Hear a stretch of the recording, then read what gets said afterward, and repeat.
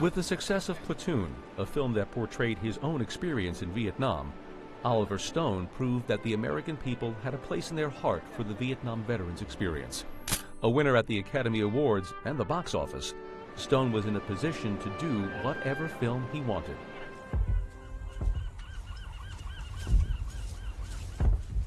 He chose to fulfill a promise he made to a fellow veteran and make Born on the 4th of July. It's based on the true story of Ron Kovic, a young Long Island boy who went off to war. It would be a bullet that would paralyze him, but worse, it was a nation's disrespect that would break his heart. I gave 3/4 of my body in Vietnam. My brother doesn't have to get knocked down into the streets here. What? The more than a decade-long wait to make the film allowed the lead to go to Tom Cruise. It would be a career-defining role for him. In December of 1989, Brian Gumbel, then host of NBC's Today Show, sat down with all three men and talked about bringing Ron's story to the screen. Ron, you wrote Born 13 years ago. Between then and now, how many times did you give up all hope that it would ever be brought to the screen? We almost did it in 1978. Brian, we got within 4 days of filming and they canceled the film. And that crushed you? I was heartbroken. I felt like I was wounded again, just as I had been in 1968 in Vietnam. I'll always remember Oliver Stone coming up to me a few days after the film was canceled the first time in 1978. He said to me, if I ever break through, if I ever get the chance to direct, I'll come back for you. He made a promise to me. And after Platoon, I knew that Oliver could have done any film that he wanted to do. I got a phone call and he said, Ronnie, come to New York. We're going to try to make this film again. Oliver Stone kept his promise.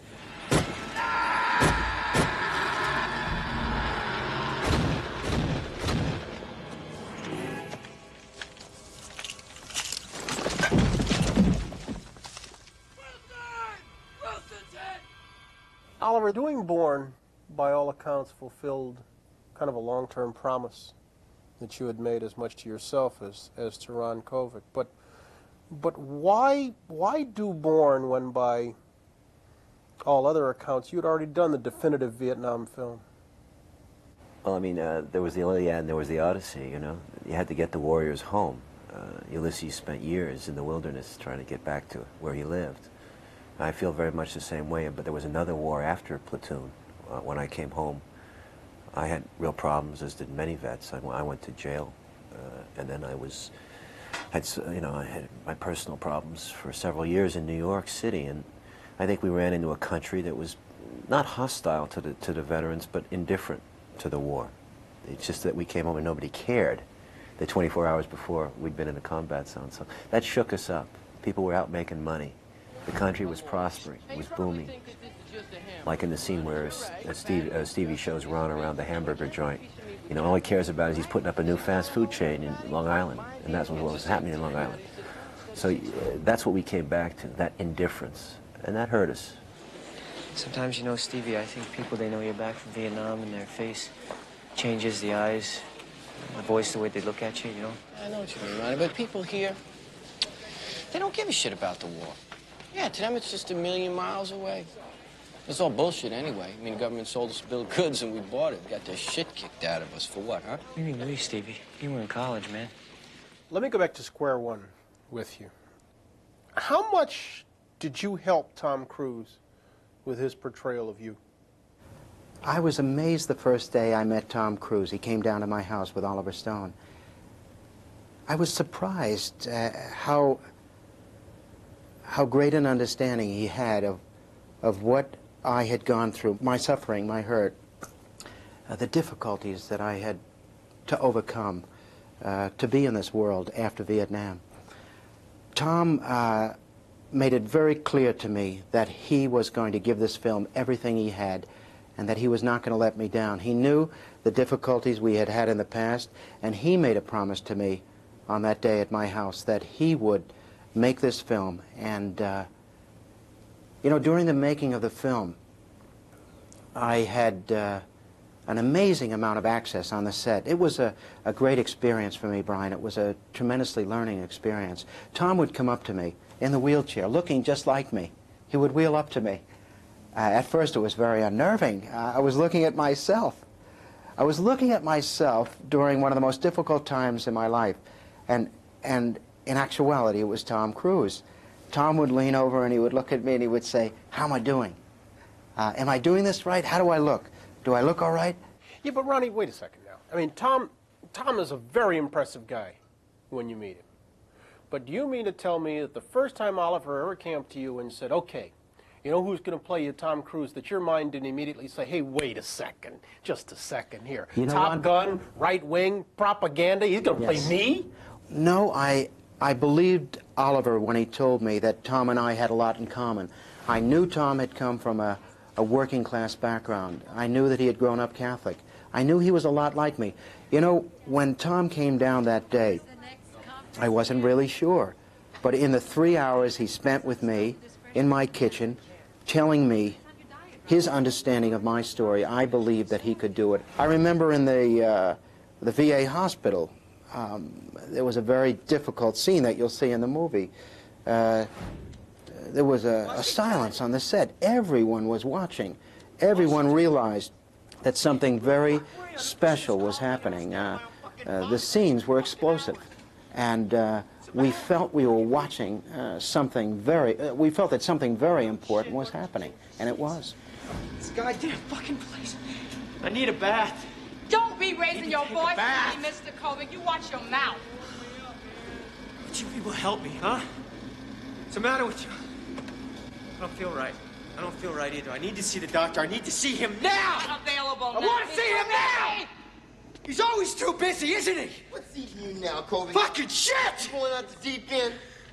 Amputate that leg, you going like this? What do I have to do? What do I have to do? Hey, Make man, you people don't ever listen put to your me. hands on me. All I'm saying is I just want to be treated like a human being.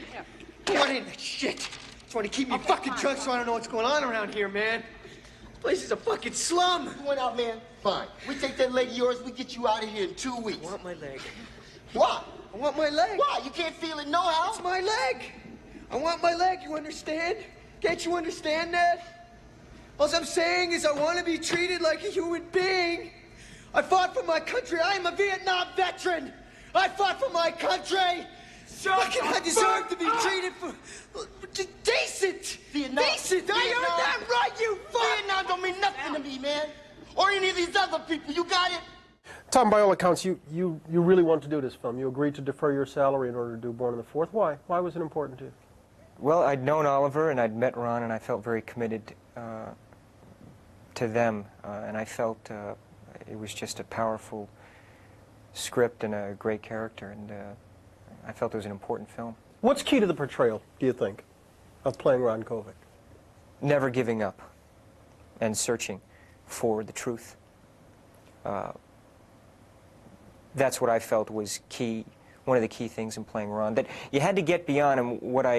The film isn't about a man in a wheelchair. It's a film, really, you look at it, I mean, the country became an invalid. It became, I mean, it was a crippling time for this country. And that, you had to get beyond this man in a chair. It's his own personal, triumph, his own personal search for the truth of what happened, why. There's still a mystery about why. And that's how I went into the film. I was going to say, you're particularly adept in the wheelchair. How much time did you put in? A lot of time. Really? A lot of time, yes. It was interesting because I went around with Ron, and I realized that one of the things that I saw that Ron was very good at is making people feel comfortable. You really have to be a diplomat. Some of the things we went through together were, I mean, I couldn't believe it. You start looking at the world from a different point of view, and they're looking at you differently. I'm gonna go inside for a minute. Mom, wait. Should be okay. Hey, Ronnie. How are you, man? You look good. You look good. Hey, Ronnie. You look great. good. Ronnie, Looks welcome good, home. doesn't You it? look Angie. so good. It's so good to see you. You look at him. He looks great. You never got out of character as you did this. I mean, you never came someplace and said, "Okay, I can walk from here." No, we went through the whole thing many times. There's a store that we went into, and the girl that was running it said the owner, there was rubber on the floor and then carpeting, and I was going from the carpeting to the rubber and turning the chair, looking at different items, and she came up to me and asked me to leave the store. And Ron had been telling me stories of things like this that happened. Why'd she ask you to leave? Well, at first I was shocked, and then she said that the rubber of my chair was disruptive to the rubber floor. And I said, said, okay, fine. I, left, and Ron said, look, it's okay, she just doesn't, she was nervous. She doesn't know what to do. It's okay. It's okay. Don't worry about it. My mom called me at school and told me. I was so shocked. I wanted to reach out and help you. But it was just so frustrating, and I just stood in the hallway in my dorm room shaking, and I couldn't say anything. I mean no offense by this. Yes. But do you think in the film you are defined by your handicap or by your commitment? I think the answer to that question, Brian, is both. I think in the film, I am defined by the wound that I sustained in the war. That's very obvious. I'm wounded in the war. I'm injured. I have to be in a wheelchair for the rest of my life. But I think what the film also says is that I come to terms with that through a very difficult process. First time I got hit, I was shot in the foot. I could have laid down. I mean, who gives a fuck now if I was a hero or not? I was paralyzed, castrated that day. Why? I was so stupid. I feel wounded, but at the end of the film, I feel that my wound has become wisdom. I have, in a way, triumphed over the tragedy of what I've gone through. Life is worth living. Why are you here tonight? What do you have to say to these people? My name is Ron Kovic. I'm a Vietnam veteran. My name is Ron Kovic. I'm a Vietnam veteran. I'm here tonight to say that this war is wrong, that this society lied to me, it lied to my brothers, it deceived the people in this country, tricked them into going 13,000 miles to fight a war against the poor peasant people who have a proud history of resistance, who have been struggling for their own independence for 1,000 years, the Vietnamese people. I can't find the words to express how the leadership of this government sickens me. Now, people say if you don't love America, then get the hell out. Well, I love America. We love the people of America very much, but when it comes to the government, it stops right there. The government is a bunch of corrupt thieves. They are rapists and robbers, and we are here to say that we don't have to take it anymore. We are here to say, we are here to tell the truth. They are killing our brothers in Vietnam. We want them to hear the truth tonight. Do you think Bourne's about Vietnam or about America? I think it's about America. I think it takes America from the 1950s to the 60s and to the 70s. And it cuts off, as you know, at the 76 convention with the Democrats. But what we try to do is, like, the boy and America are linked. It's my generation, the way we grew up. We bought certain beliefs in the 1950s. They were tested hard in the 1960s. Losses were incurred.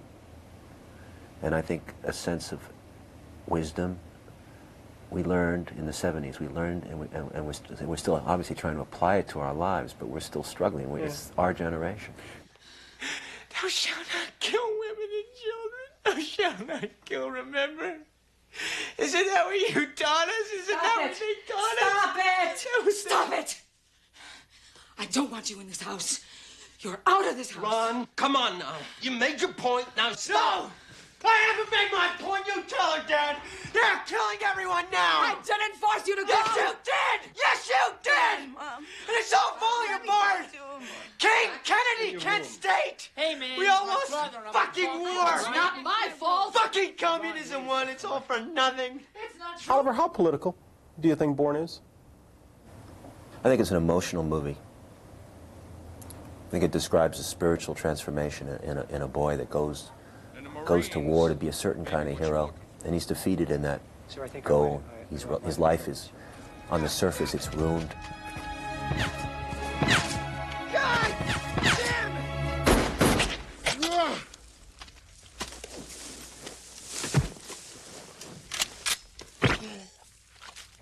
and he's defeated at every turn.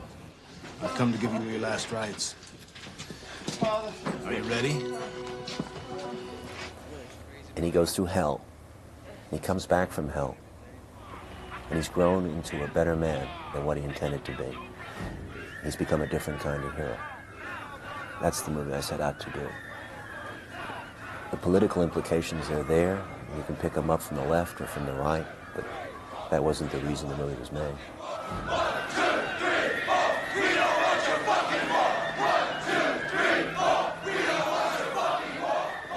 You don't think the movie tries to state an opinion from a pulpit? No, these are events that occurred, which we dealt with. I think we avoided preaching at the audience. We didn't intend to. I think we showed very concrete actions. As you see, Ron, when he came back from the war, was still very pro-war. I mean, we didn't make it easy that just because he got shot in a wheelchair that he changed overnight. It wasn't that easy. It took 4 or 5 years for him to deconstruct his mind and to change the mind, to go from one bias to the other bias.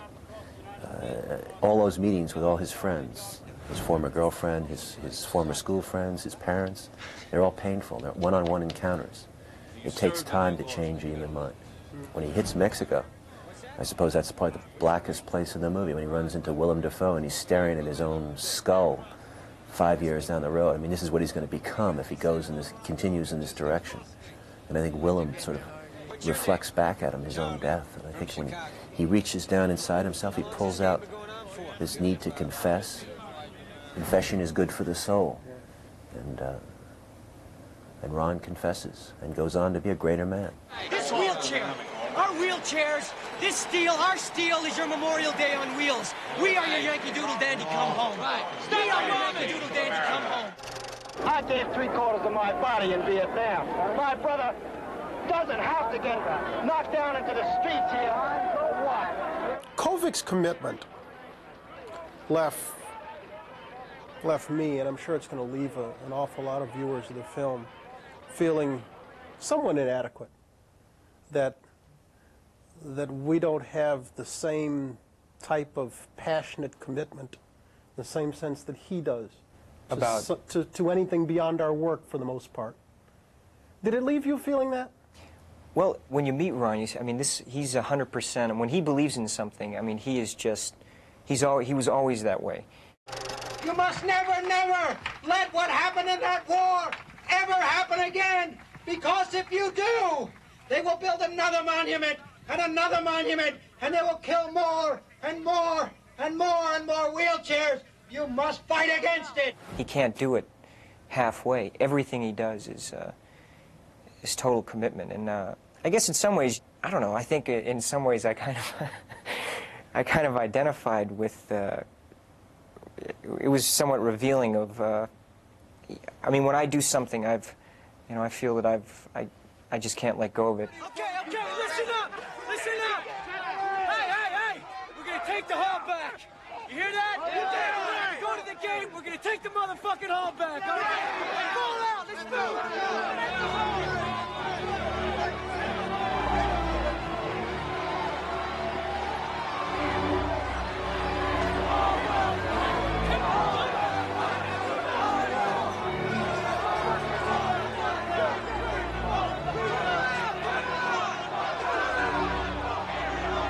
You and I are contemporaries. You resent guys like me who didn't go? No, not at all. I watch your show every morning. That's not a prerequisite, but... I have no resentment for those who didn't go. In fact, I'm glad, Brian, that you didn't have to come home in a wheelchair. I'm glad that you didn't have to go through the last 21 years that I've had to go through. You know, for the longest time, Brian, I was very angry and very bitter about my wound and what had happened to me. It's only been the last couple of years that I've been able to honestly, sincerely feel within inside myself that in some way this has been a blessing, that in some way I have been able to become a more whole human being because of what I went through. Final note, Ron. It is obvious that the war will always be with you. Right. With this film, Do you let go of the war? Yes, I do. I begin to let go of the war with Born on the 4th of July. I begin to come back to my country again, back to my mother and father and my brothers and sisters, and I begin to come back to the country that I loved so much when I was a young boy growing up in the 1950s. I'm coming back to America again, and I'm coming back to life again. And life has never been more exciting for me than it is now. I never dreamed that I would be able to reach so many people. I never dreamed that I would be sitting here with you today. And if I would share anything with people today, I would tell them never give up on life. Never give up, no matter how difficult, no matter how painful, no matter what happens to you. Hang in there. Keep trying and keep believing in your dreams, because someday those dreams will come true, and they've come true for Ron Kovic.